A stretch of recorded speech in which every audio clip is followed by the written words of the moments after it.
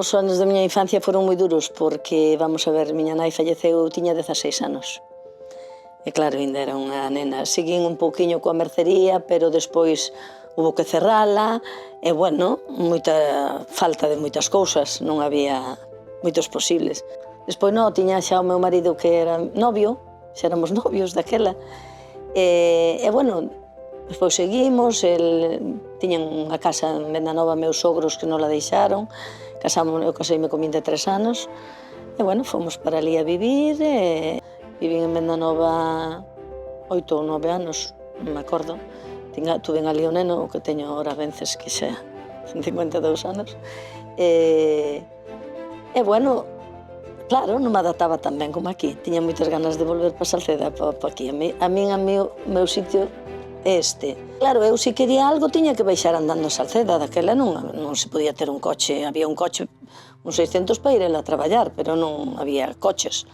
E claro, ali non conocía a nadie. Tiña a miña sogra enfrente, pero nada máis. Non había. E aquí tiña as minhas amigas, a miña vida. Entón eu piaba por isto con toda. E despois foi cando acordamos, el traballaba, e acordamos por a librería, que foi no 77. E daquela xa empezaba os colegios.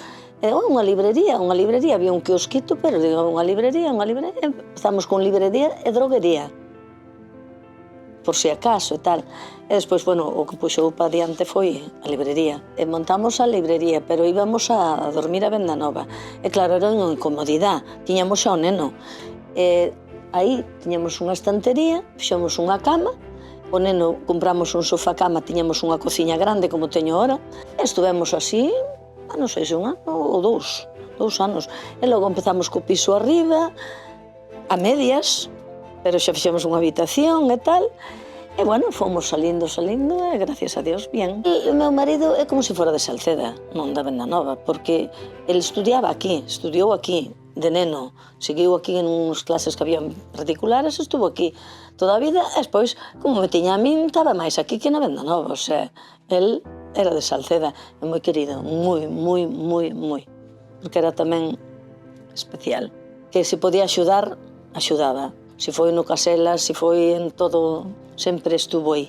Foi un marido maravilloso, un pai excelente, unha maravilla. Mira, ese momento fundíme, e aparte de fundirme, prácticamente a librería tamén a fundín, porque non daba, faltábame a axuda del, os chavales, ou un era pequeno, outro estaba noutra cousa, non me podían axudar, eu sola non me defendía, un caos.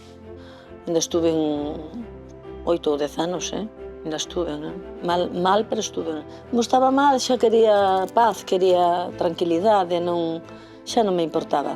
E agora metinme en moitas cousas, sabes? En gimnasia, en coro, en canto, en música. Teño 2 netas e un neto. Moi ben, moi ben. Estou no meu sitio, onde me gusta, onde me encanta, e, bueno, a librería agora colleu unha marga e miro a de maravilla, e me gusta vela así. E estou encantada da vida, feliz.